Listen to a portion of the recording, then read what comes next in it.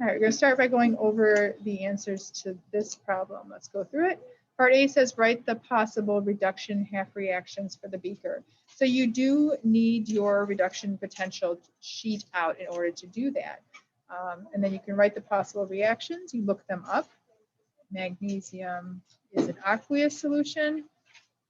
And this is what it looks like for the reaction. And then you're left with solid. I am going to make note of the charge just because I know I'll be asked later what the total charge was. So I'm going to make note of that. Then I have my lead aqueous. And I'll write out the reduction reaction for this one as well. Again, this is just located on my reduction potential chart. Then says select from the half reactions the one that's most easily reduced.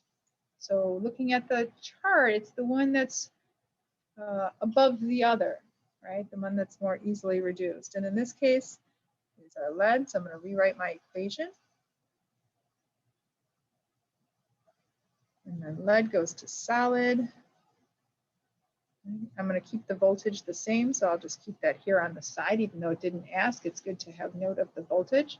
Then it says select from these two the one that would be tougher to reduce. So the one that's more negative, basically, compared to the two. Not necessarily negative and positive, the one that's more negative comparing the two together. So then we'll consider that one to be oxidized. And that is our magnesium.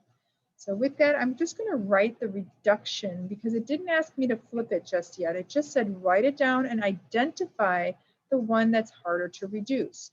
So then, oops, got my arrow, my yield sign, my magnesium solid. So I went from aqueous to solid. And then I will keep this. I'll just put down explain. Well, it's more negative. How's that? That's a good explanation. It doesn't need to go into great detail. And then I'm going to reverse the appropriate reaction. Well, we need to reverse this reaction, this half reaction. So let's draw it out down a little bit further here. So I'm going to draw my, or write out, excuse me, my aqueous lead plus my 2 electrons leading to my lead solid. And then in order to have it oxidized, it's reduced there, I'm going to flip it. So I'm going to take the magnesium solid, make the yield sign, and then I have magnesium ions, which is an aqueous solution, and then I have my 2 electrons. It says combine it. So I'm just going to make note. I've got oxidized, I've got reduced, I've got a charge of -0.34, and because I have flipped it to be oxidized, I need to also flip the charge. So now I'm a positive 2.37 voltage. And I'm going to make my overall redox reaction. So reduction, oxidation, I'm going to bring those both together to make a complete reaction. I need to cancel out my electrons. They both happen to be 2, so I don't have to balance anything. So I will cancel those out on either side of the arrow or the yield sign. And then I'll bring everything down for my redox reaction. So I have aqueous ions plus my solid magnesium yielding solid. Well, both the products are coming at the same time, but because it's on paper, I've got to write down one before the other. Magnesium ions in aqueous solution. Right here it says determine your overall voltage for the entire battery, otherwise known as a cell. We call this a cell. So I'll take these 2 values and I'll add them up. So I've got a positive and a negative. When I add those 2 up, I get a positive 2.24 volts. I'll box that in because it is kind of getting crowded down here. Bring my screen down a little bit.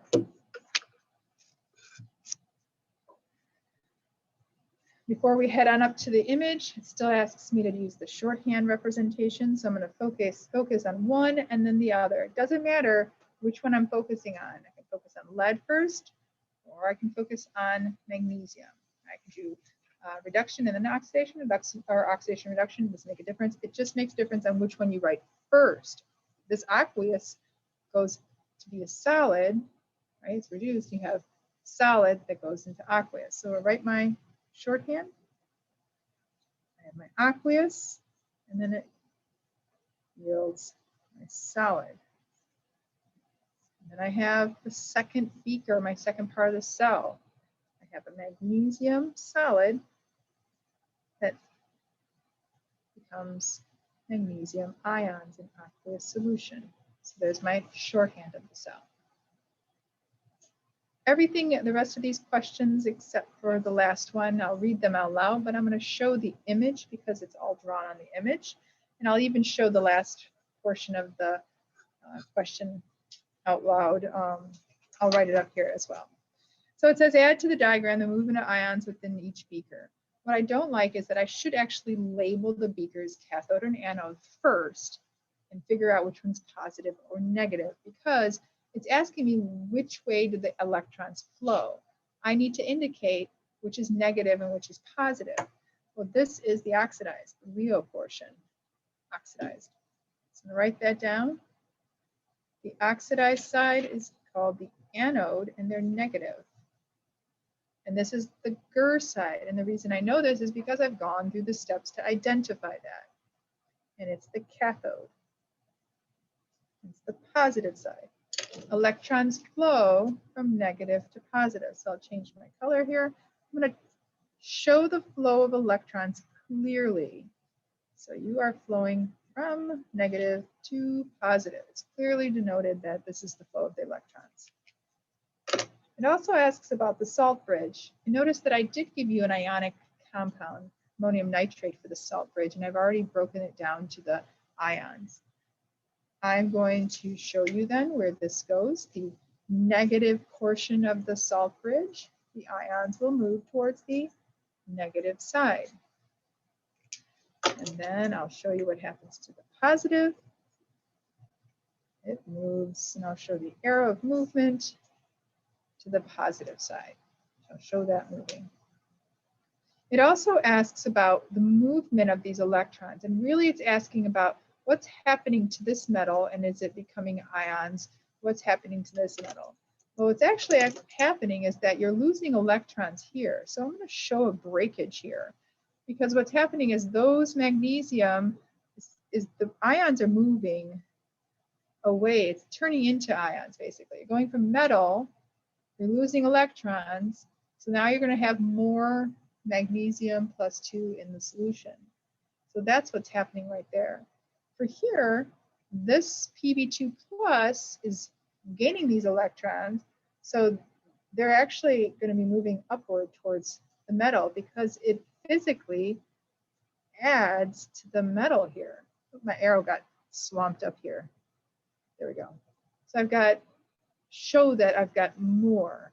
So the question at the end asks, well, can you explain that? Yes, it gains or gaining your lead here. And that little breakage there, you're losing magnesium.